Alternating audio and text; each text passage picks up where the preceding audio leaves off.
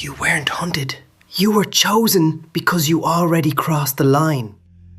You notice the eyes first. They don't blink, they don't soften, they measure you. A Rakshasa stands tall, humanoid but wrong. Elongated limbs, curved fangs pushing past lips, claws built to tear, not hold. The skin often shifts, sometimes human, sometimes grotesque, because deception is part of its anatomy. They are not born as monsters, they are shaped. In early texts, Rakshasas were powerful beings tied to chaos and imbalance. Some were guardians, others became corrupted through hunger, power, flesh, control. Transformation is not physical first. It starts with indulgence. When consumption replaces restraint, the body follows. The form you see is just the final admission. A king once invited a stranger into his court, fed him, trusted him. By night, the guest revealed himself. He ate the king's family first. Rakshasas don't attack randomly. They respond to excess, arrogance, and moral decay. They test you before they destroy you. They offer comfort, illusion, temptation. If you take more than you should, food, power, trust, they mirror it back, violently. Their role isn't chaos, it's correction. They exist in stories as reminders. When you abandon restraint, something will arrive that has none. You see how unchecked cravings, power, hunger, ego, physically reshape identity into something predatory and irreversible. You understand that breaking moral balance doesn't go unanswered. Consequences arrive embodied, not abstract. You're shown that evil rarely appears monstrous first.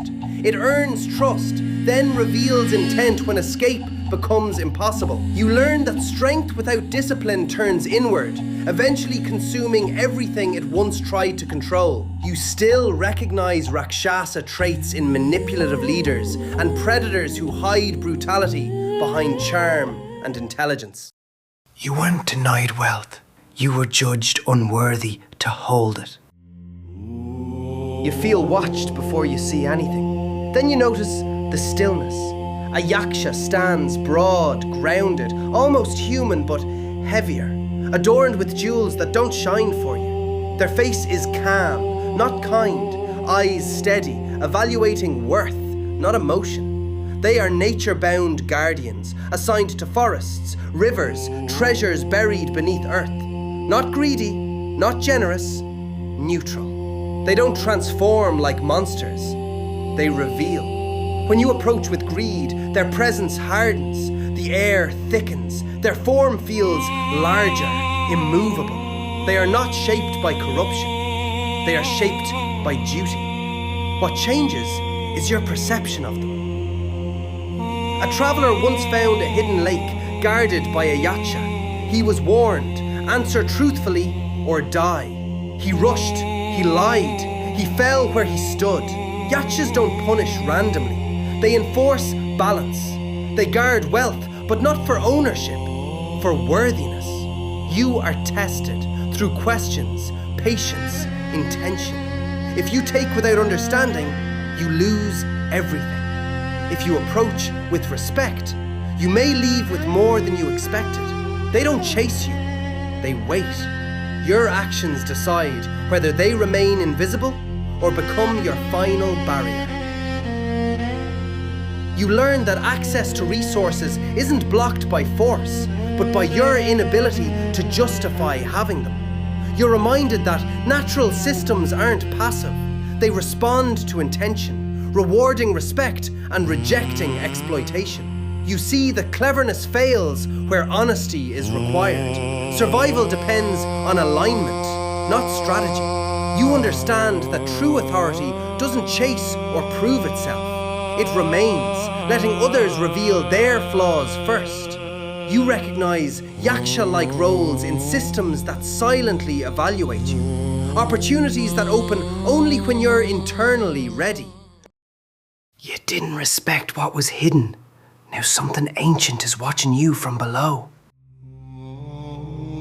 You notice the hood first.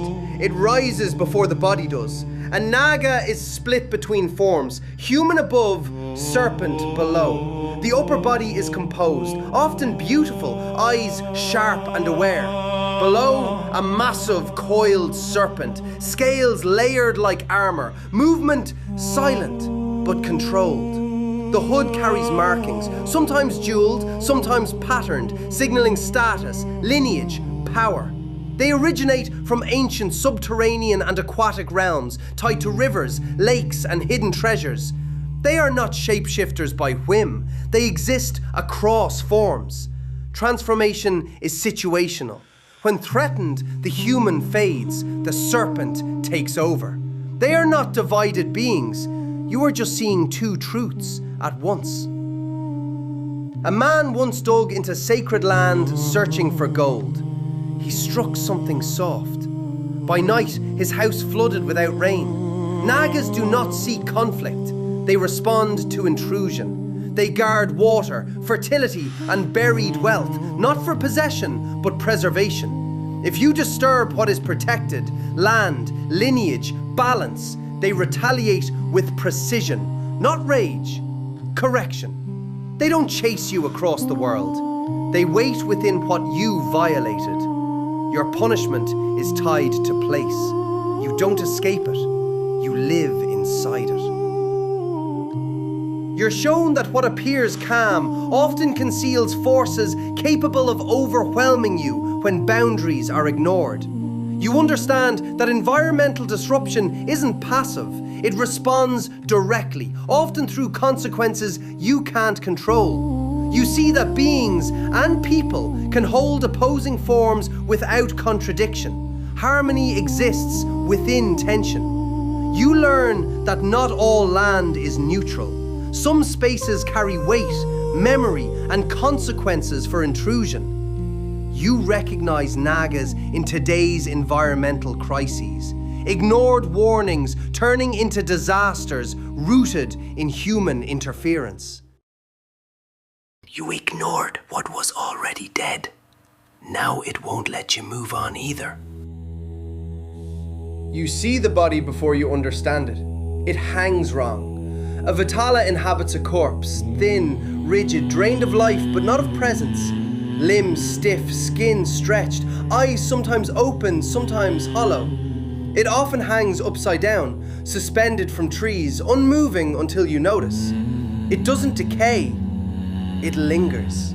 Vetalas are spirits bound to dead bodies, trapped between departure and attachment. They don't transform physically, they occupy. The body is not theirs, but they refuse to leave it. Their voice is clear, their logic sharp. What's broken is not their mind, it's their state. A king once carried a corpse through the night. Each time he stayed silent, he progressed. Each time he answered truthfully, the corpse returned to the tree. Vetalas don't harm blindly, they interrogate. They force you into dilemmas, questions where every answer exposes you. If you speak, you lose progress. If you stay silent, you lose integrity.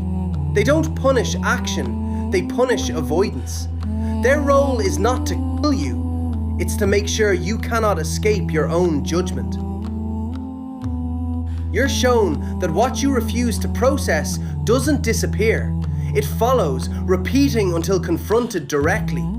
You understand that difficult choices reveal your structure. Neutrality isn't safety, it's delay. You see that interfering with natural endings creates instability. Some transitions are meant to remain untouched. You learn that honesty can cost advancement, but silence builds a different kind of loss. You recognize Vetala patterns in overthinking cycles, questions that trap you until you face uncomfortable truths. You fed the darkest part of yourself. Now it's the only thing left. You notice the eyes first. They burn, but not with light, with hunger. A Pisacha is gaunt, dark-skinned or shadow-like, with sharp teeth, sunken cheeks, and hair left wild, uncontained. The body looks starved, yet driven, movement erratic, almost unstable. The smell comes next. Rot, decay, neglect. They are born from extreme corruption, violence, addiction, moral collapse. Not divine beings, not guardians, remnants. Transformation is degradation. The more you consume without restraint, flesh, power, cruelty, the less human you remain. Eventually, nothing is left to hold shape. Only appetite survives. A man once lived only to indulge. Food, flesh, excess. After death, villagers heard him still feeding. But nothing was left to eat. Pisachas don't test you. They reflect your end state. They haunt places of decay, battlefields, abandoned spaces, forgotten corners. If you lose control completely, you don't get judged. You become one of them. They don't hunt with intelligence. They drift toward weakness, toward neglect, toward anything already collapsing. They are not punishment. They are what remains when punishment is no longer needed. You're shown the final stage of excess, where identity dissolves and only destructive impulse continues to exist. You understand that unchecked consumption doesn't satisfy. It strips you until nothing remains but need. You see how neglected spaces attract consequences. External decay reflects internal abandonment. You learn that humanity isn't permanent. It requires maintenance, restraint, and conscious limitation. You recognize Pisacha patterns in extreme addiction and burnout cycles, where individuals lose identity to their impulses.